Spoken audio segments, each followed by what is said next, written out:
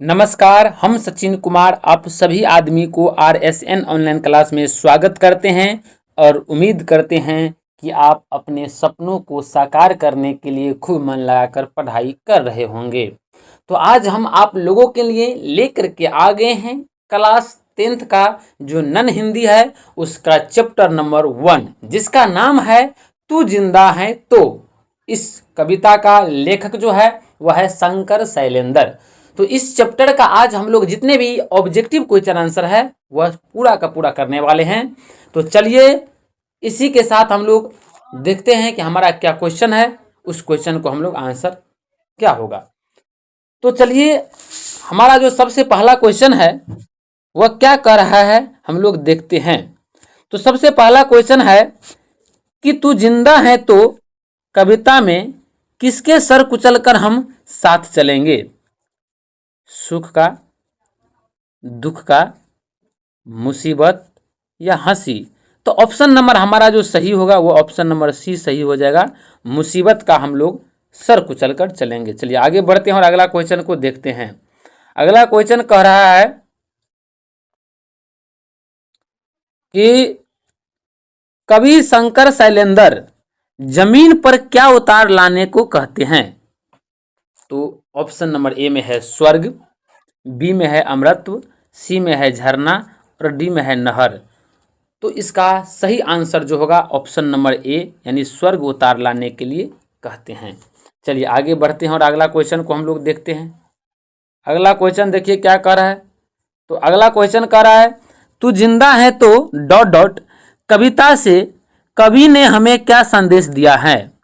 Option number A में है कठिनाइयों को भूलकर लक्ष्य की प्राप्ति करनी चाहिए, बी नंबर में है धन की प्राप्ति करनी चाहिए, सी में है बड़ा आदि बनना चाहिए, डी में है संघर्ष करनी चाहिए। तो ऑप्शन नंबर हमारा सही होगा ए यानी कठिनाइयों को भूलकर लक्ष्य की प्राप्ति करनी चाहिए। तो आंसर नंबर हमारा ए क्या हो जाएगा? सही होगा। चलिए आगे बढ़ते हैं और अगला क्वेश्चन को देखते हैं।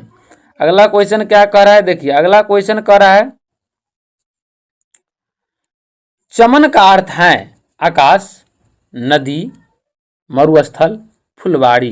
तो ऑप्शन नंबर हमारा डी सही होगा फुलवाड़ी। चमन का अर्थ क्या है? फुलवाड़ी। चलिए आगे बढ़ते हैं और अगला क्वेश्चन को देखते हैं। अगला क्वेश्चन कह रहा है कि कवि स्वर्ग को कहाँ उतारने को कहता है?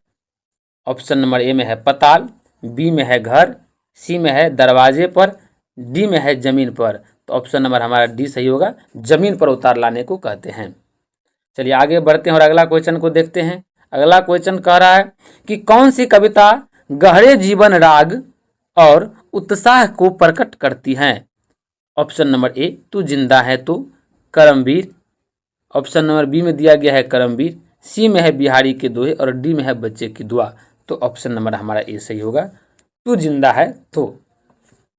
चलिए आगे बढ़ते हैं और अगला क्वेश्चन को देखते हैं। अगला क्वेश्चन कह रहा है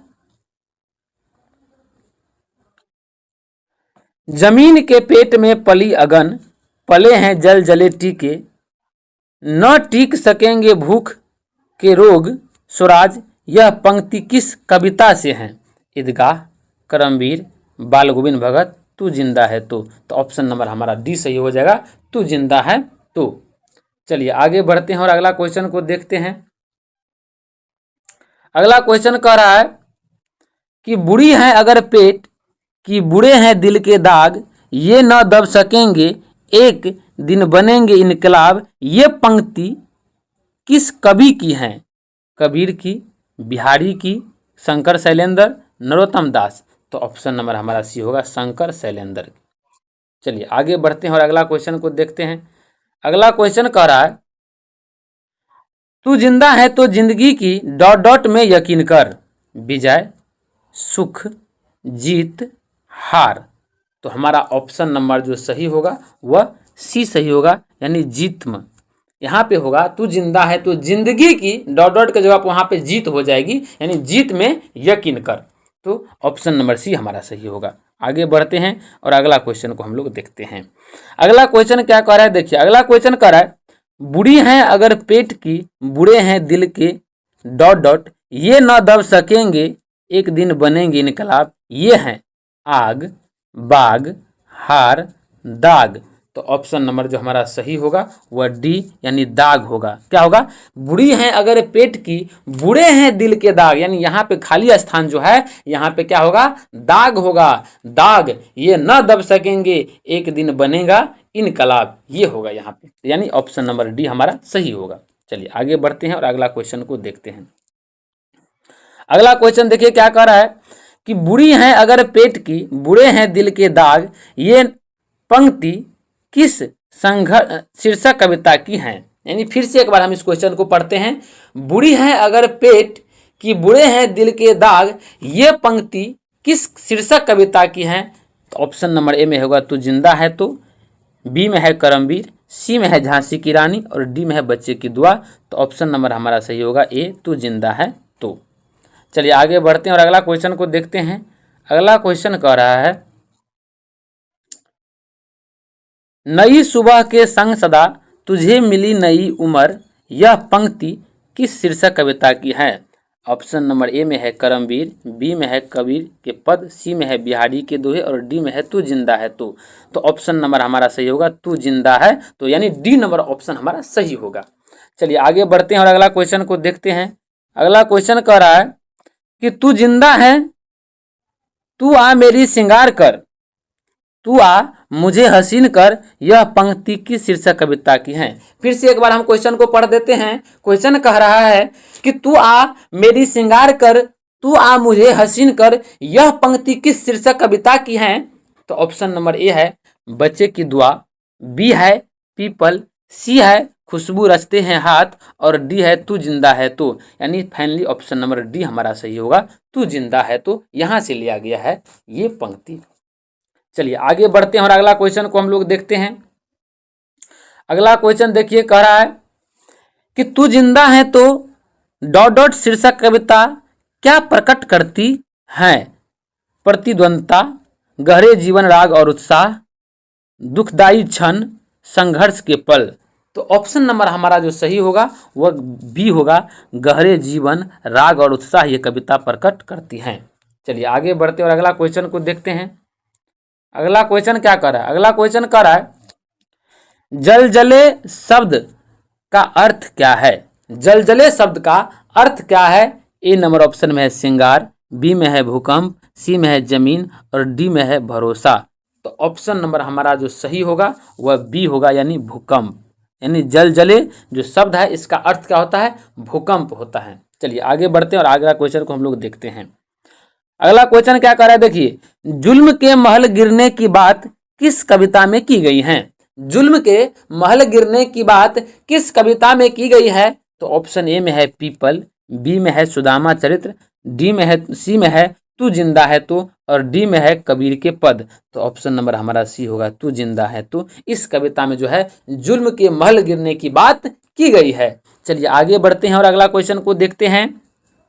अगला क्वेश्चन कह रहा है कि यकीन शब्द का क्या अर्थ है? यकीन शब्द का क्या अर्थ है? तो यकीन शब्द का जो अर्थ होगा आप लोग बहुत पहले से जान रहे होंगे। जो यकीन शब्द का जो अर्थ होता है वह भरोसा होता है, यानी ऑप्शन नंबर बी हमारा सही होगा। यानी यकीन शब्द का जब भी अर्थ पूछेगा तो भरोसा होगा। क्या होगा? भरोसा। क्योंकि आप लोग कितना बार बोलचाल की भाषा में कह देते होंगे कि आपको मुझ पर भरोसा नहीं है, तो ये शब्द आप लोग परिचित हैं। चलिए आगे बढ़ते हैं और अगला क्वेश्चन को हम लोग देखते हैं।